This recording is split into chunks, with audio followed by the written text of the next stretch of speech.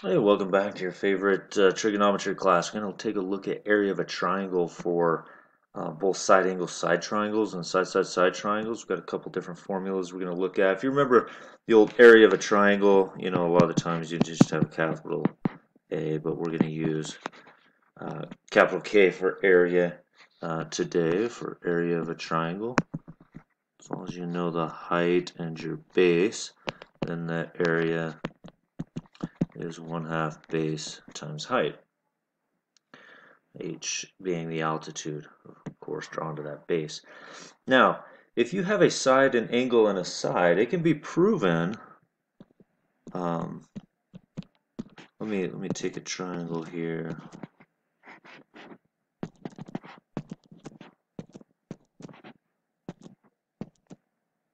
Draw the altitude H. Note that number one, the sine of C using right triangle trig is H over the hypotenuse A. So in other words, if you were to solve for H would be A sine of C. And then we know that the area of a triangle is 1/2 base times height. And here's our base. And by substitution, I'm going to replace the H with A sine of C, right, by substitution. So the area ends up being 1/2 the base times this height, which the height is A sine of C.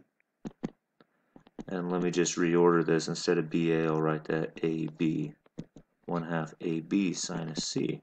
So in other words, if you know a side, an angle C, and the side, right? So you have A, B, and C, side, angle, side, you have an area. And you could similarly do that for 3 and 4. So if you have B and C and the angle between them, right, you'd use that formula. If you have lowercase a, lowercase c, and the angle between them, you'd use that formula.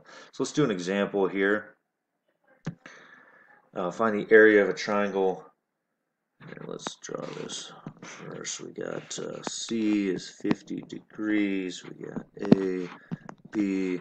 Looks like our A is 5. Our B is 3. Our lowercase c we don't know. So again, we have side, angle, and then the side given, right? So I'm going to go back and I say I have lowercase a, lowercase b, and angle c, lowercase a, lowercase b, and angle c. So I'm going to use this one, right? Not these other two. And sometimes you may have to even solve for another side first or whatever to make sure you can use one of those three formulas or solve for another angle. So we're going to use 1/2 AB sine of C for this one. We have our A, we have our B, and we have our 50 degrees. So this is 1/2 times 15 times the sine of 50. Punch that in. Let's see, we have 5.745 square units, whatever our units are squared. Okay. All right, Heron's area formula. Now this is credited to Heron of Alexandria when he a proof of which can be found in his book Metrica, which he wrote in about 60 A.D. Although it's been suggested, because this is kind of accumulation of the knowledge at the time, that Archimedes may have known the formula 2 centuries earlier. So anyways, with Heron's area formula, it's nice because if you know the 3 sides, you can go straight to this formula as long as you solve for C first, or S first, I'm sorry, which is 1/2 times the summation of the side lengths. But you can use that to find the area. So let's give you an example here. So let's say we've got A, B, C. We got our A is 5, B is 6, C is 9. First thing we do is we say let's find what S is, which is 1/2 times A plus B plus C. So then we can use Heron's area formula.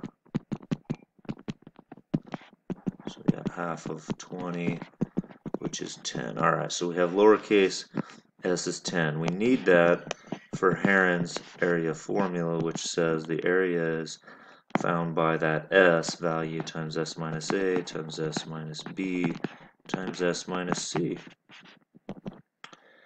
And so we've got our S we found is 10, 10 minus our A, 10 minus our B, 10 minus our C. This is our area. Let me come up here.